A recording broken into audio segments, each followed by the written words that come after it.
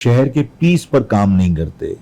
وہ شہر کا جو جو ہماری جو جغرافیائی جو تبدیلیاں آ رہی ہیں شہر میں، کہ آپ کچی آبادیاں جو بناتے چلے جا رہے ہیں، تو اس کی ان کو پرواہ نہیں ہوتی. اس شہر کی جو شکل تبدیل ہو رہی ہے اس کی انہیں پرواہ نہیں ہوتی. تو ظاہر ہے شہر تباہ ہوتا ہے. میں ہمیشہ کہتا رہا ہوں کہ انتظامی معاملات مقامی لوگوں کے ہاتھ میں ہونے چاہیے.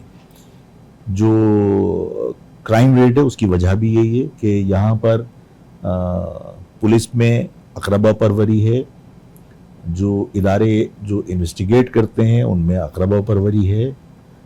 زبان کی بنیاد پر وہ یہاں جرائم کرنے والے لوگوں کو سپورٹ کر رہے ہوتے ہیں، اور بعض جگہ آپ کے بس میں بھی نہیں ہوتا کہ آپ انہیں گرفتار کر سکیں.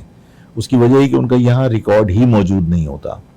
میرا خیال ہے پاکستان میں انلیگل جو لوگ رہ رہے ہیں وہ سب سے زیادہ کراچی میں رہ رہے ہیں، سب سے زیادہ کراچی میں رہتے ہیں.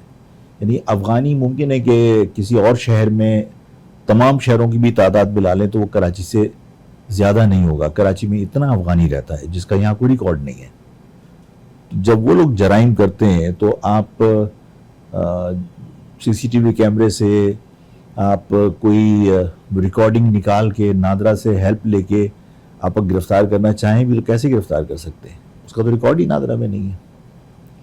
تو بالکل آپ درست کہہ رہے ہیں کہ یہاں پر کیونکہ باہر کے لوگ آتے ہیں اور وہ یہاں کے جرائم کرتے ہیں، ان کا ریکارڈ یہاں موجود نہیں ہے، اور انتظامیہ غیر مقامی ہے، مقامی نہیں ہے، اس وجہ سے ان کو سپورٹ ملتی ہے.